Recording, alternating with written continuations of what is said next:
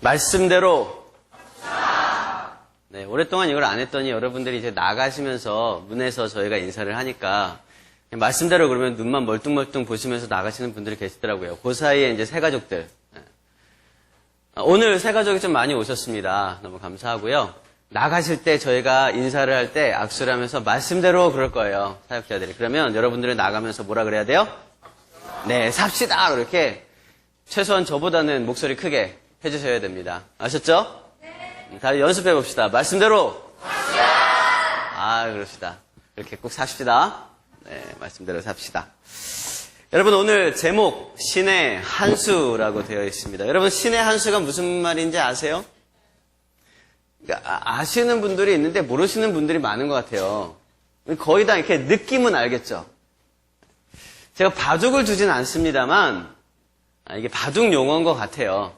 그래서 전세를 완전히 역전시켜버릴 수 있는 바둑돌 하나를 딱 놓는 그런 어떤 묘수 이런 걸 갖다가 신의 한 수 그렇게 표현을 합니다. 근데 이거는 바둑이 아니더라도 우리가 신의 한 수다 그러면은 사람으로서는 능히 계획할 수 없는 어떤 해결책 이렇게 우리가 볼 수 있을 것 같습니다. 성경에는요 신의 한 수가 굉장히 많이 기록되고 있습니다. 하나님께서 한 수 한 수, 한 걸음 한 걸음 모든 역사를 주관하여서 만들어 나가고 계시기 때문에 이 성경의 모든 기록들은 다 하나님의 신의 한 수 한 수가 다 기록되어 있는 거예요. 그래서 우리는 이 성경을 통해서 진정한 신의 한 수가 무엇인지를 볼 수 있습니다. 한 가문으로 이루어져 있던 한 집안으로 이루어져 있던 이스라엘 백성들. 그 당시만 해도 야곱의 가정이었어요, 가정. 70여 명 되는. 그래도 꽤 큰 가정이었죠. 그 한 가정이 하나의 민족으로, 하나의 나라로 이루어지기 위해서 꼭 필요한 인물이 많이 있었는데요. 그 중에서도 큰 역할을 감당했던 인물이 바로 요셉입니다, 요셉. 그리고 오늘 그 요셉의 이야기를 통해서 신의 한 수, 즉 하나님의 섭리에 대해서 우리가 한번 묵상하도록 하겠습니다. 요셉에게는 어머니가 몇 명 있었습니까? 그렇습니다. 이사도 4명 있었습니다. 누구입니까? 레아와 라헬과 실바와 빌하 이렇게 4명이 있었습니다. 그중에서 진짜 엄마는 누구예요? 라헬입니다. 그렇습니다. 라헬. 그런데 요셉은 라헬이 낳은 아들이었어요. 근데 이 요셉의 아버지가 야곱이었거든요. 그러니까 야곱의 아내가 4명이었어요. 그 4명의 아내 중에서 가장 사랑했던 아내가 누구냐면 라헬입니다. 이 라헬을 얻고자 열심히 라반의 집에서 일을 하면서 자고 일어났더니 첫째 딸인 레아가 들어와 있었던 거예요. 수많은 이야기들이 있지만 어쨌든 다 거두절미하고 어쨌든 요셉에게는 엄마가 4명 있었고 라헬이 야곱을 통해서 낳은 아들은 요셉과 요셉의 동생 베냐민 이렇게 2명이 있었습니다. 그러니까 피를 나눈 형제는 요셉과 베냐민밖에 없었어요. 그런데 이 어머니 라헬은요 그만 이 요셉의 동생 베냐민을 낳다가 해산의 수고로 죽고 말았어요. 너무나 힘들게 난산을 하다가 아이는 살았지만 죽고 말았어요. 그래서 요셉에게는 정말 아끼고 아끼는 동생 베냐민만이 이렇게 둘이서 서로 믿고 의지할 수 있는 형제였던 것이죠. 그런데 야곱의 입장에서는 어땠을까요? 야곱에게는 아내가 몇 명이요? 4명. 그 중에 제일 사랑하는 사람 누구요? 라헬이요. 라헬에게 아들 몇 명이요? 2명이요. 근데 그 2 아들만 남기고 이 엄마 라헬은요 죽고 말았던 거예요. 그럼 야곱이 볼 때 요셉 그리고 베냐민은 어땠겠습니까? 너무너무 아끼고 너무너무 사랑스럽고 너무너무 안타까운 그런 아들이었을 거예요. 빨리 오세요. 맨 앞으로. 그래요. 잘 오셨습니다.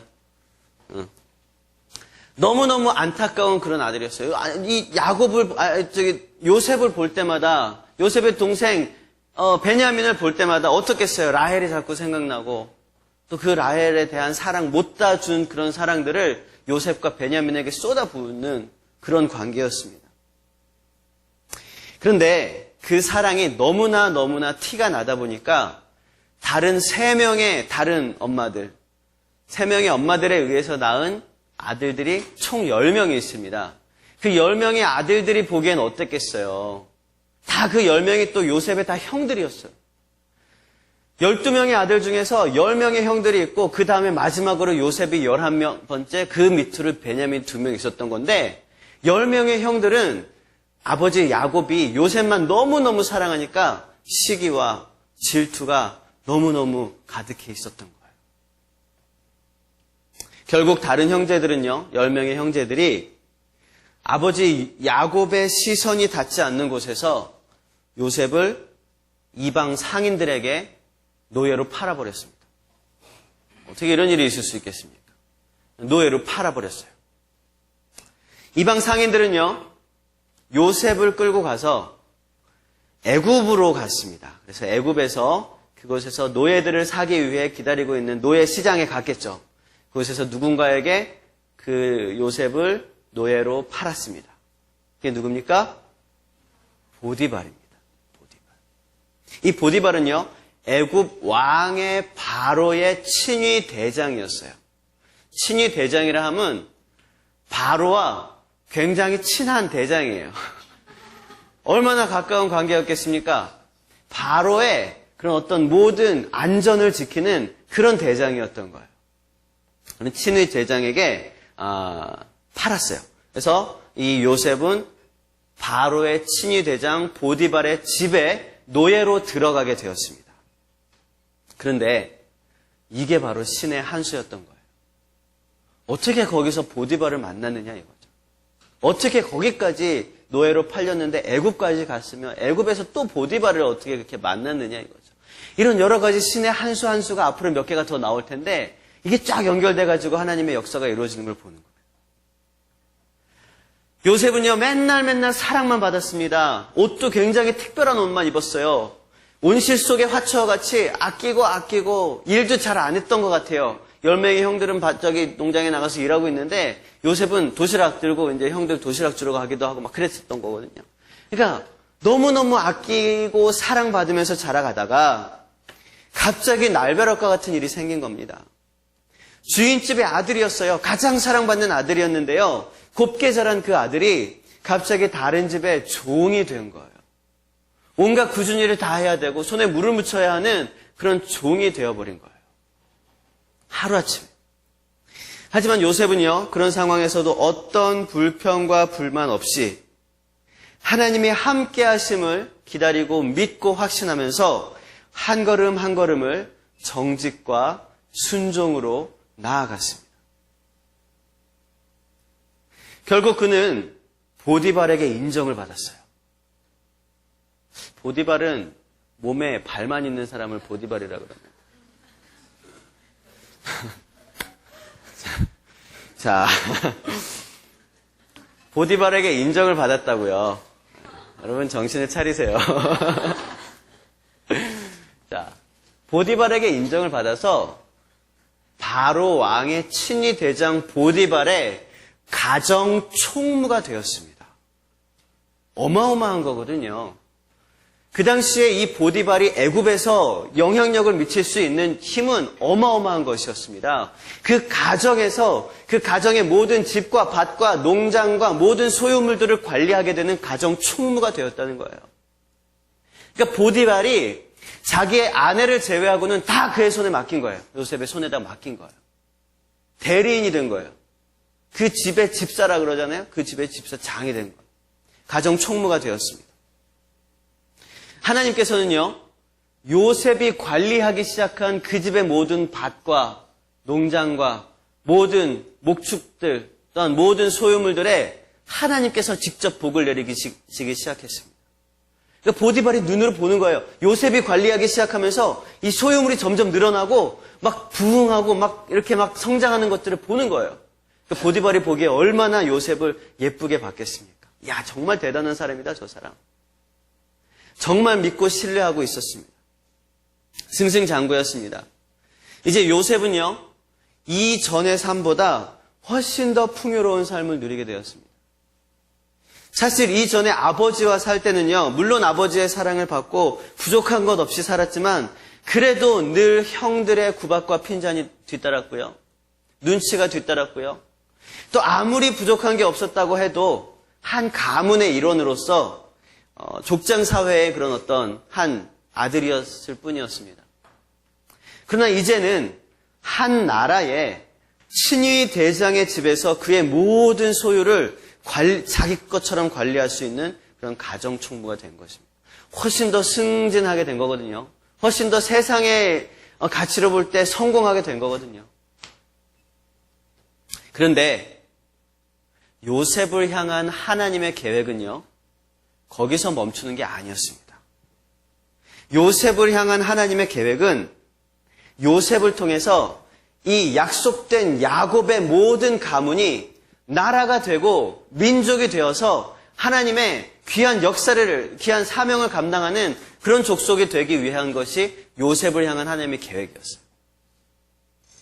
그렇게 하려면은요, 요셉은요, 친위대장 이 보디발의 집에서, 가정총무에서 나와야 됐어요. 나와서 어디로 가야 되냐면 애굽에 영향력을 미치는 사람이 되어야 됐었던 거예요.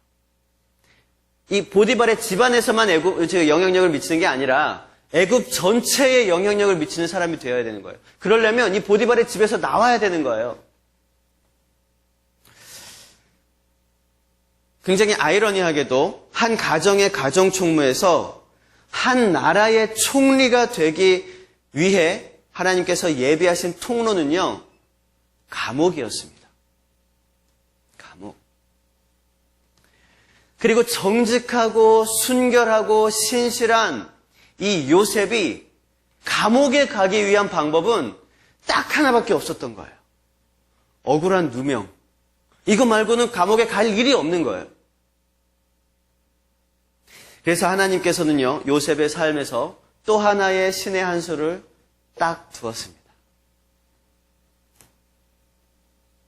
어느 날 이 보디발의 집에 아무도 없을 때에 이 주인집 보디발의 아내가 요셉을 유혹하기 시작했습니다.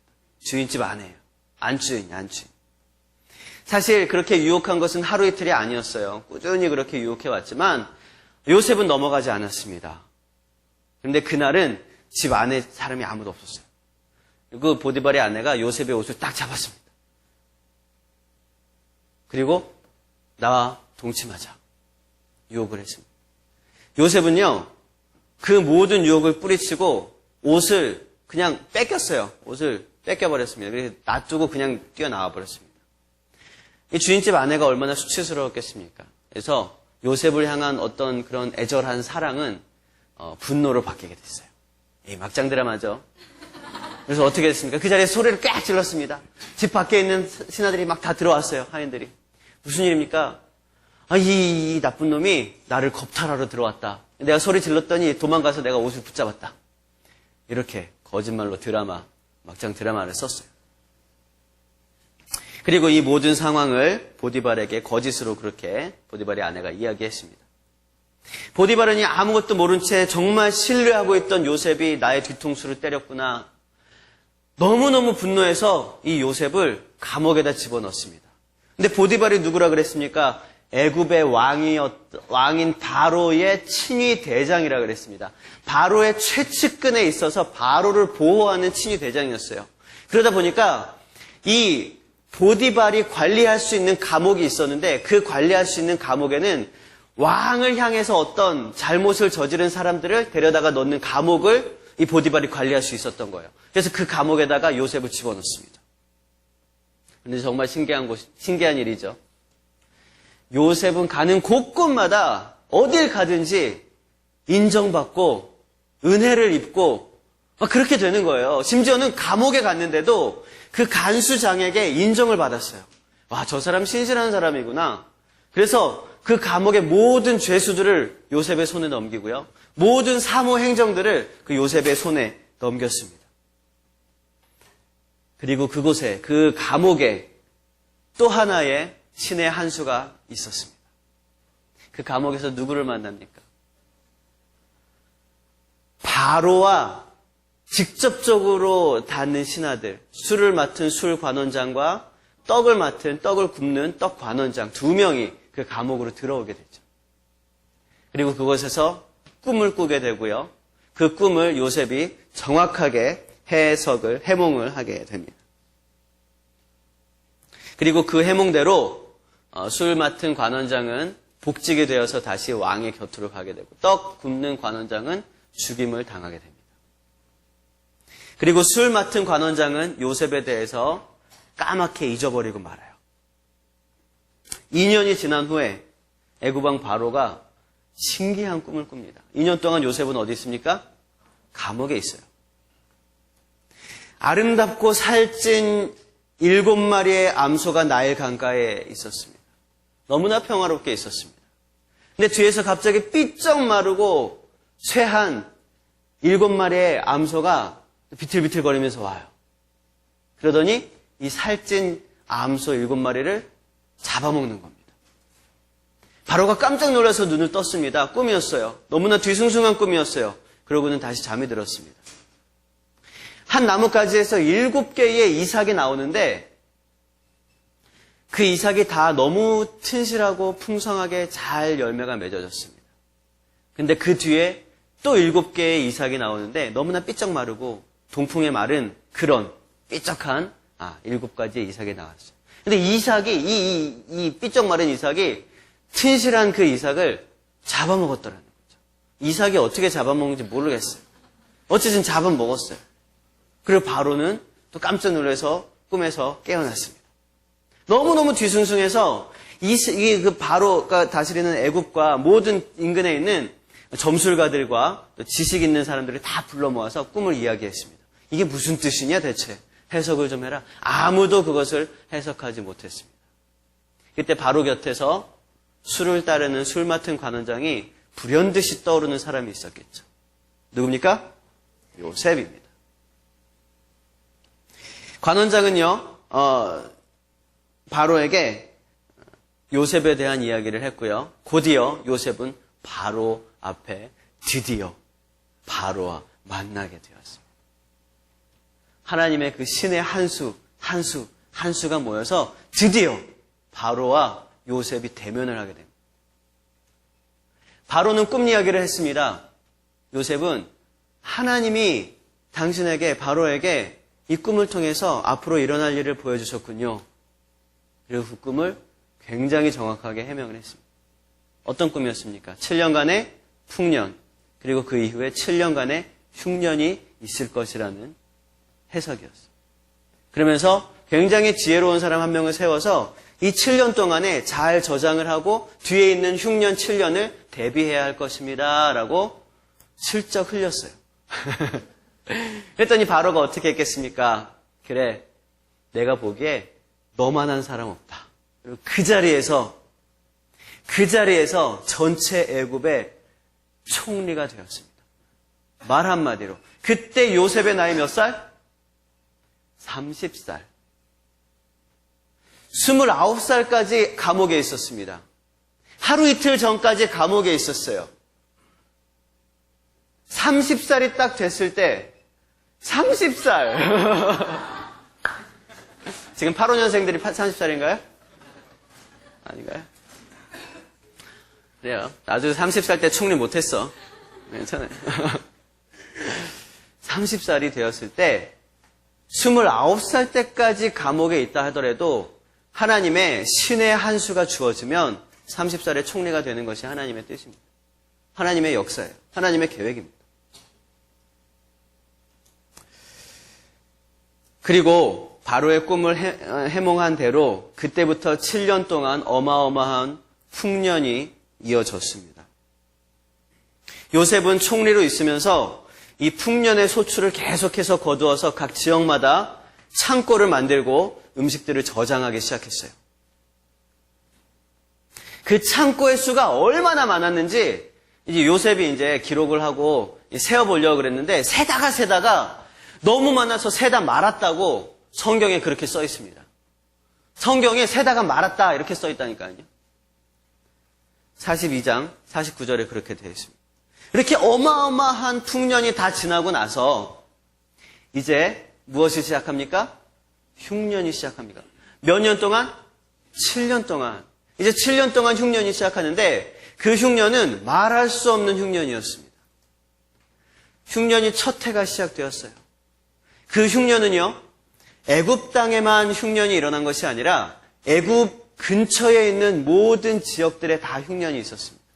그 지역들 안에는 요셉이 떠나왔던, 요셉이 팔려왔던 요셉의 고향 야곱이 살고 있는 가나안 땅도 흉년이 들었다는 거예요. 그때 야곱은요, 70여 명의 식솔들을 데리고 있었는데 이 사람들을 다 먹여 살려야 되는데 어마어마한 흉년이 들어버린 거예요. 그래서 먹을 게 없었어요. 그래서 소문을 듣게 됩니다. 저쪽 애굽 나라에 가면 애굽에 총리가 있는데 그 총리에게 가면 음식을 꿀 수 있대더라. 가서 돈을 이렇게 갖고 가서 음식을 좀 사와라 라고 하면서 아들들을 보냈어요. 아들들이 지금 몇 명 남았습니까? 11명 남았어요. 그 중에 제일 사랑했던 아들이 누구겠습니까? 베냐민이었겠죠. 왜냐하면 이제 라헬도 죽었습니다. 요셉도 팔려가서 지금 죽은 줄 알고 있습니다. 하나 남은 사랑하는 아들은 베냐민밖에 없었어요. 그래서 야곱은요, 베냐민 너는 여기 있어라. 그리고 10명만 보냅니다. 10명의 아들들이 가서 애굽의 총리를 찾아갔습니다. 애굽의 총리가 누구였어요? 요셉이었어요. 요셉은 한 번에 이 형들을 다 알아봤습니다. 그러나 형제들은요, 요셉을 전혀 알아보지 못했습니다. 중간에 통역까지 세워놨기 때문에 이 총리가 요셉이라고는 전혀 생각도 못했을 거예요. 근데 요셉은요, 거기서 자기의 정체를 드러내지 않았습니다. 그리고 몇 가지 질문을 통해서 형들의 마음을 확인하고 싶었을 거예요. 어떤 마음이었을까요? 아마도 요셉에게 행했던 그 일들, 요셉을 팔아먹었던 그 일들에 대해서 형들이 어떻게 생각하고 있는지를 확인하고 싶었을지 몰라요. 그리고 또 하나, 자기가 너무나 사랑하는 동생 누구예요? 베냐민. 이 형들이 이 베냐민에 대해서는 어떻게 생각하고 있는지 그게 궁금했을 수도 있어요. 그래서 요셉은요, 이 형들에게 몇 가지 시험을 합니다. 처음 이 요셉은요, 형들에게 너희들은 어디서 왔느냐? 했더니 가나안에서 왔습니다. 너희 가나안에서 우리 애굽 땅 정탐하러 온 거 아니냐? 이렇게 막 다그쳤어요. 했더니 이 형들이 아니라고 우리는 가나안에 우리 다 가족이라고 10명 다 가족이고 아버지가 계시고 막내 동생이 있다고 얘기를 했습니다. 요셉이 이렇게 얘기합니다. 네 말이 정말 사실이라는 걸 증명해봐라. 어떻게 증명할까요? 막내 아들을 데려와라. 막내 동생을 데려와봐라. 그럼 내가 사실인 줄로 알겠다. 막내 누구예요? 베냐민. 아버지가 너무나 사랑하시는 막내를 데려오라는 거예요. 그거는 정말 불가능할 것 같은데요. 아무튼 우리가 데려오겠습니다. 그러면 그 대신에 이 10명의 아들들 중에서 한 명을 볼모로 딱 잡혀있고 나머지 9명이 음식들을 가지고 돌아갑니다. 그게 누구냐면 시므온이 남았어요. 시므온이 볼모로 잡히고 나머지 9명의 음식을 가지고 왔습니다. 가서 야곱에게 얘기합니다. 지금 시므온이 잡혀있어요. 베냐민을 데려오래요. 야곱이 얘기합니다. 그거 왜 베냐민이 있다고 얘기를 하냐, 그런 거를. 왜 뭐하러 얘기하냐. 데려오라 그럴 줄 어떻게 알았습니까? 그렇게 얘기를 했어요. 그래서, 그래도 데려오라 그랬습니다. 근데 야곱은요, 시몬이 잡혀있는데도 베냐민을 보내지 않아요. 그러고, 그냥 거기서 상황이 종료가 됩니다. 가져온 음식을 거기서 이제 먹고, 한 1년여 정도 시간이 지났습니다. 시몬은 계속 잡혀있고, 음식이 다 떨어졌어요. 야, 아들들아, 또 가서 음식을 좀 구해와라. 아니, 아버지, 베냐민 데려가야지 우리 음식 사올 수 있습니다. 그래. 많은 일들이 있었습니다. 그러다가 결국은 베냐민을 데리고 가게 됩니다. 자, 다시 애굽으로 왔습니다. 애굽에 총리로 있었던 요셉은요, 시므온이 혼자 잡혀 있어요. 9명의 형제들은 가서 감감무소식이에요. 형들에 대해서 어떻게 생각하고 있었을까요? 야, 또 형제 하나 내다 버리는구나. 이렇게 생각하지 않았을까요? 그 형제들에 대해서 너무나 실망하고 내가 진짜 아직도 하나도 안 바뀌었구나 그렇게 생각하고 있을 즈음에 다시 9명의 형제들과 베냐민 포함해서 10명이 돌아온 거예요. 요셉은 너무나 반가웠겠죠. 그래, 아직 잃지 않았구나. 그리고 요셉은 그 형제들을 맞이해서 또 잔치를 벌여주고 음식을 나눠 주었습니다. 그런데 요셉은요, 한 가지는 확인을 했어요. 형제들 안에서 이런 이야기들이 있을 때 요셉의 형제들이 그런 이야기를 하게 됩니다. 우리가 예전에 요셉을 팔아먹어서 요셉이 얼마나 힘들고 아팠겠느냐, 상처를 받았겠느냐, 그걸 지금 우리가 당하고 있는 거다 라면서 자기들끼리 얘기하는 걸 요셉은 알아듣고 있었던 거죠. 그걸 보면서 형제들의 마음을 확인할 수 있었어요. 날 팔아먹은 거에 대해서 저렇게 평생토록 힘들어하고 상처를 또 이렇게 생각하고 있구나. 근데 한 가지 더 확인하고 싶었던 게 있었어요. 그러면 지금 이복 동생인 이 베냐민에 대해서는 어떻게 생각하고 있을까? 그래서 요셉은요, 계획적으로 베냐민을 남겨두기 위해서 한 가지 계획을 펼쳤습니다. 다시 모든 짐들을 나누어 주고 베냐민의 짐에다가 자기가 사용하고 있던 은잔을 집어넣어놨어요. 그리고 자, 잘 가시오. 수고들 했어. 그리고 가서 보냈어요. 그 다음에 가자마자 군대를 보냈어요. 사람을 보내서 은잔이 없어졌다. 은잔을 누가 훔쳐간 거 아니냐. 이러면서 그 자리에서 다 짐을 열어봤더니 누구의 짐에서 나왔습니까?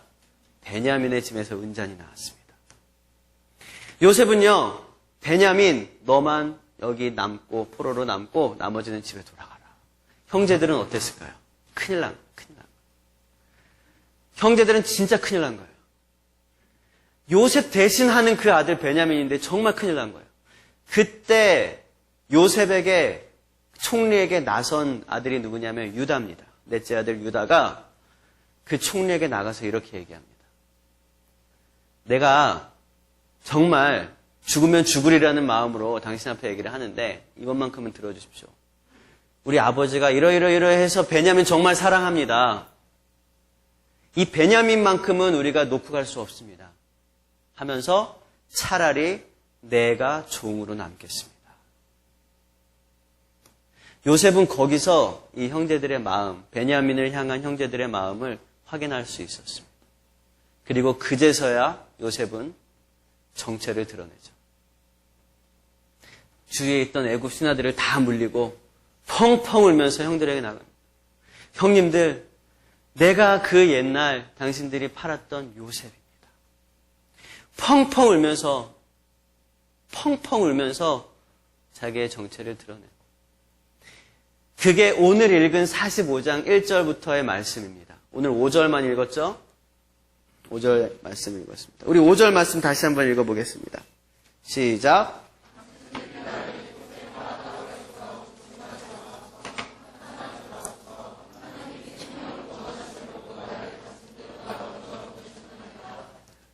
요셉은 자기의 정체를 드러내면서 이게 다 하나님의 뜻이었습니다. 이게 다 하나님의 섭리였습니다.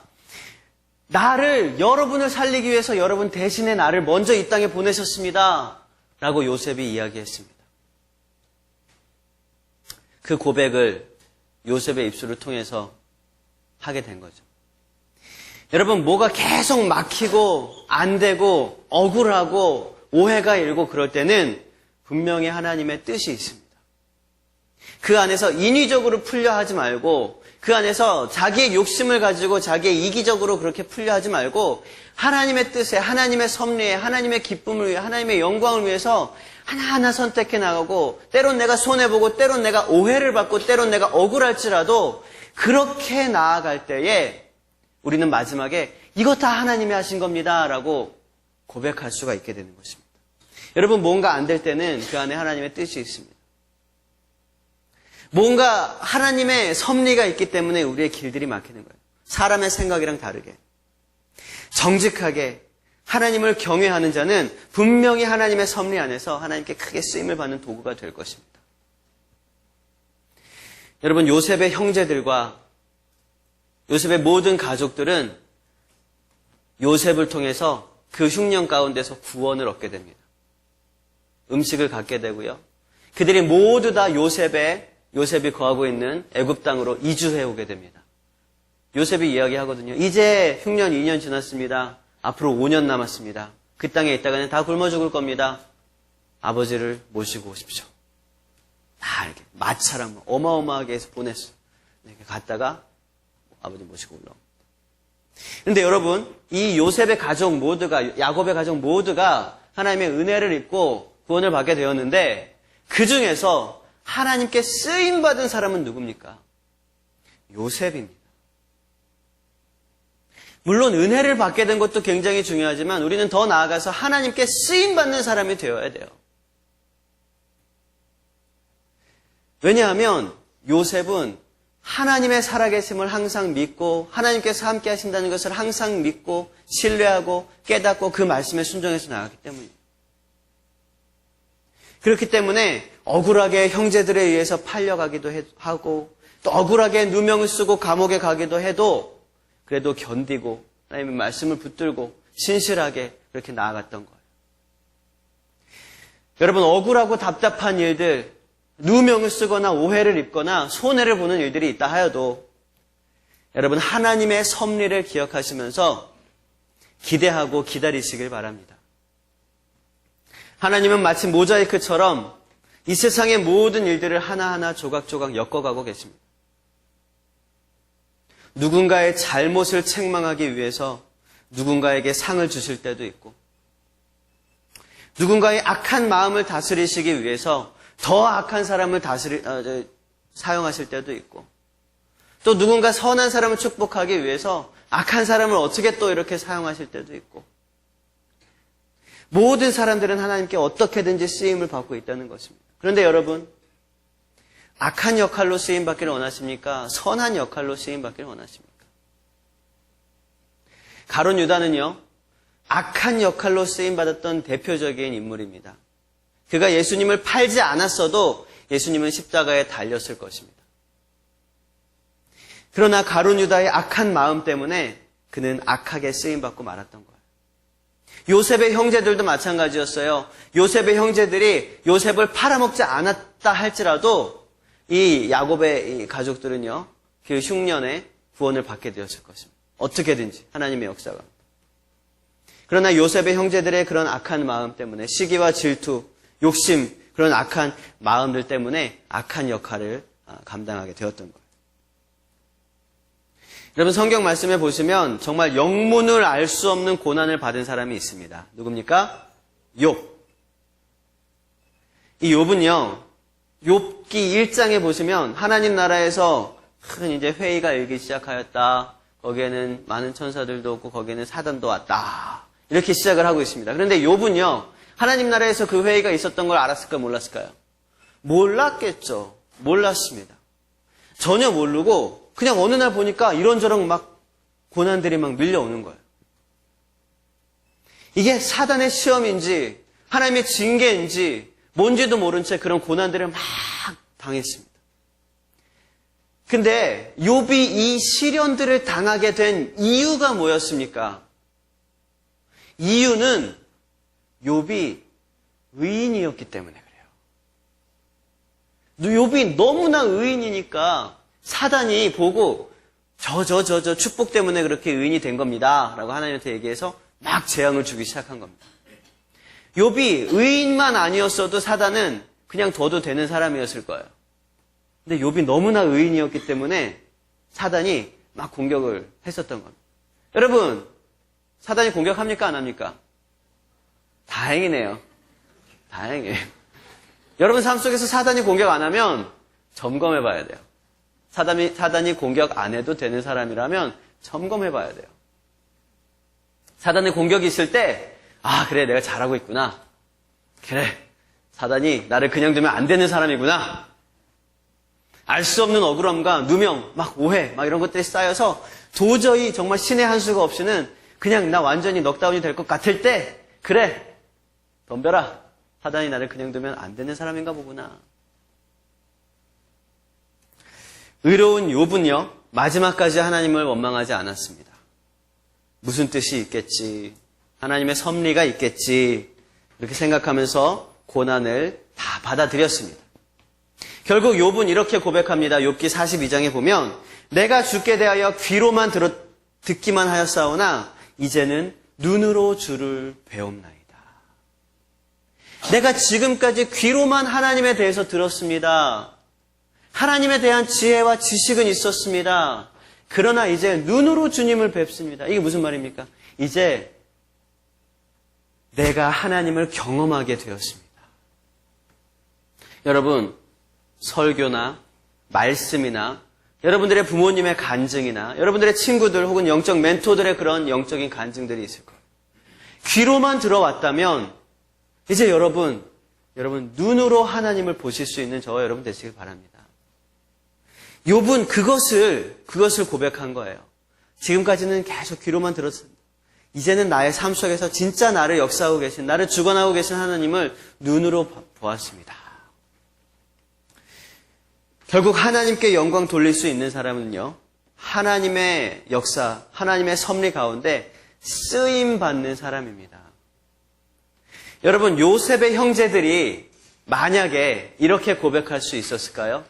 요셉을 딱 만났어요. 이게 요셉인지 몰랐어요. 그런데 요셉이 딱 정체를 드러냈어요. 내가 바로 요셉입니다. 여러분이 수십 년 전에 나를 이방 상인들에게 팔아먹었던 요셉입니다. 그때 이 요셉의 형제들이 우리는 너를 이곳에 팔았다고 해서 근심하지 않는다. 한탄하지 않는다. 하나님이 생명을 구원하시려고 너를 우리들보다 먼저 보내신 것이다. 이 형제들이 그 말을 할 수 있을까요? 형제들이 그 말을 하면 어떻게 돼요? 요셉이 얼마나 억울하고, 그렇진 않았을 거예요. 요셉은 또 이제 착하니까. 근데 이 성경을 읽는 수많은 사람들이 얼마나 그 요셉의 형제들을 욕했겠어요. 그죠? 엄청나게 욕을 먹고. 그 고백 하나님이 하셨습니다. 나를 향한 그 수많은 고난과 고통들은 하나님이 주신 것이고 하나님이 우리 모든 가족을 위해서 미리 예비해 두신 하나님의 섭리입니다. 라고 고백할 수 있는 사람은 누구밖에 없어요. 요셉밖에 없는 거예요. 그 고백은요, 하나님의 섭리를 믿고 의지하면서 인내하면서 그 모든 고난을 몸으로 겪어낸 요셉만이 할 수 있는 고백이라는 것입니다. 자기 유익을 위해서, 자기 이기심을 채우기 위해서 그렇게 선택하고 결정해 놓고는 나중에 가서 다 하나님의 뜻이었다고 말하면 어떻게 되겠습니까? 욕먹는 거예요. 지금 사회에서 거론하기는 어렵지만 우리 기독교가 굉장히 욕을 먹고 있습니다.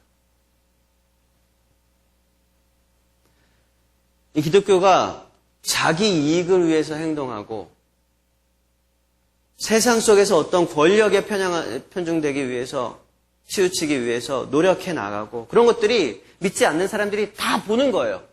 다 눈으로 보는 거예요.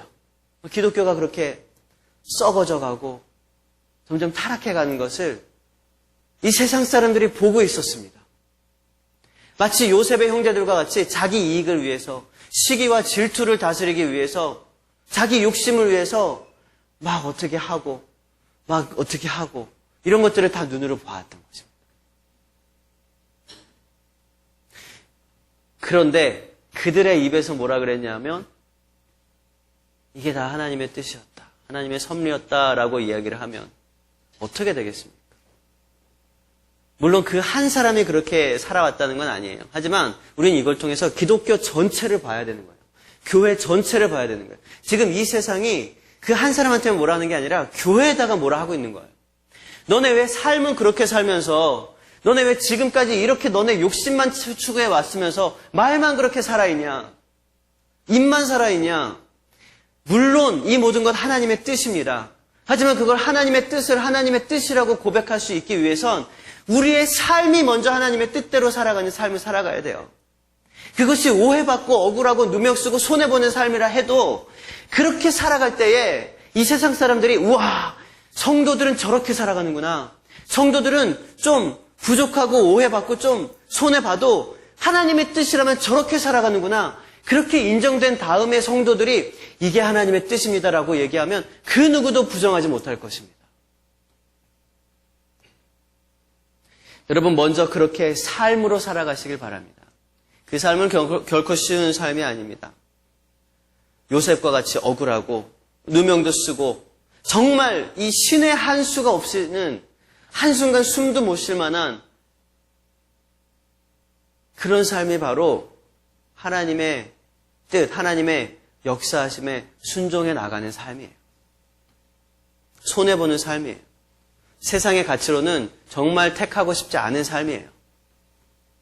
하지만 그런 삶을 우리가 몸으로 살아갈 때에, 우리의 삶 속에서 그런 삶을 살아갈 때에 우리는 그들에게 당당하게 얘기할 수 있습니다. 하나님의 뜻입니다. 하나님의 섭리입니다. 근데 우리 삶을 그렇게 살지 않으면 그건 다 그냥 핑계가 되어버리고 맙니다. 말씀을 정리하겠습니다.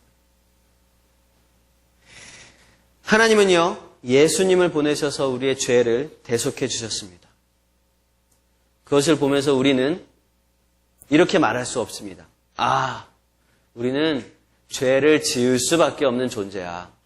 우리에겐 자유의지가 있기 때문에 죄를 지을 수밖에 없도록 하나님이 만들어 놓으셨어. 거기에 대해서 이 죄를 해결하기 위해 하나님께서 예수님을 보내신 거야.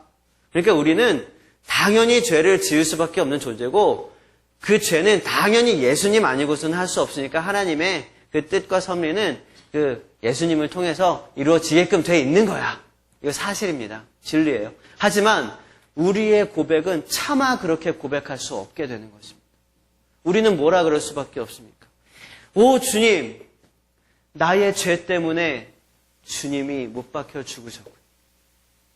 오 주님, 나의 죄 때문에 나의 죄를 대속하기 위해서 안 죽어도 되는 그 주님이 고통 중에 죽으셨군요.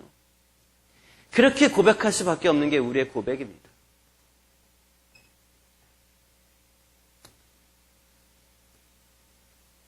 오늘 요셉을 통해서 하나님의 뜻에 대해서, 하나님의 섭리에 대해서 우리가 말씀을 묵상했습니다. 하나님의 섭리, 하나님의 뜻, 그것은 이 세상에 하나님만 믿고 의지하며 나아가는 우리 귀한 성도들을 하나님께로 인도하고 하나님의 역사와 계획들을 이루어가게 하기 위해서 통로로 사용하시기 위한 하나님의 한 수 한 수, 하나님의 역사 한 걸음 한 걸음입니다. 그 하나님의 섭리에 동참하시고 하나님의 뜻을 고백하시길 바랍니다. 지구 반대편에서 전쟁이 나고 있는 것도, 지금 나의 가족 안에서 불화와 다툼이 일어나는 것도, 태풍이 오고 막 지진이 나고 그 수많은 이변들이 있는 것도, 혹은 우리 직장이 사정이 좋아져서 월급이 오르거나 우리 친구들이 성적이 좋아지거나 내 성적이 잘 나오거나, 이 모든 것들이 하나님의 섭리로 고백할 수 있는 그런 저와 여러분 되시길 바랍니다. 그렇게 되기 위해선 어떻게 해야 된다 그랬죠? 말씀대로 이게 되어야지 우리가 하나님의 뜻을 고백할 수가 있어요. 이게 되어야지 주님이 하셨습니다라고 고백할 수가 있는 것입니다. 그 하나님의 뜻, 하나님의 섭리 안에서 정직함으로, 순종함으로, 그리고 인내함으로 하나님께 쓰임받고 하나님께 영광 돌리시는 저와 여러분 되시길 주님의 이름으로 축원을 드립니다. 우리 함께 찬양하고 기도하겠습니다.